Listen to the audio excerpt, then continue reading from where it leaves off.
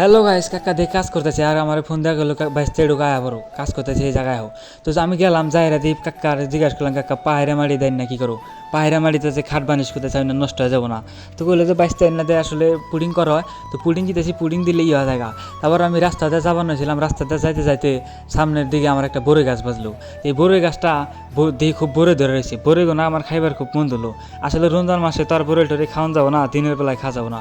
তারপর রাস্তার মধ্যে অনেকক্ষণ তারা আসলাম, তারপরে গাড়ি পেলাম, তো গাড়িতে উঠাইলাম। তারপরে আয়া দেখি যে জায়গায় বানিশ টানিশ করতেছে। এদিকে দেখেন কত বানিশের, দেখেন কত মাল ছামা, এগুলো সম্পূর্ণ কাজ করতেছে। আর দেওয়ার ভাই দেখুন একটু পর পর তিনি দিয়ে খালি রোজার মাসে দিয়ে বিড়ি খায়। তো রোজার মাসে বিড়ি খাওয়াটা আসলে ঠিক না, আসলে তারপরও বাড়ির ভিতরে খাইতেছে, সমস্যা নাই কে। এই দেখেন একটা সোফা সেট, 20 বছরকার আগের সোফা সেট, এই সোফা সেটটা একবারে নতুন বানা লাইছে। আসলে কথায় আছে না, হুতার গো আর হলো খলি পাগো, এগুলো তেনা কাটা বুদ্ধি।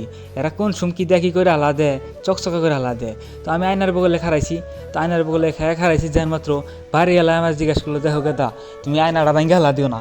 আমি জিজ্ঞেস করলাম বাইরে এলা, হে আয়না ভাঙ মুখিন নিকে? তো বাইরে এলা করে যাচ্ছে, দেখো সমস্যা নাই কে। তারপর দেখলাম, তো দেখার পরে এরা এক উপরে কাম শেষের দিকে কাজটা শেষ করে তারপর গাড়ি পাইলাম না, তারপর ভ্যানে উঠে আবার বাড়িতে চলে এলাম।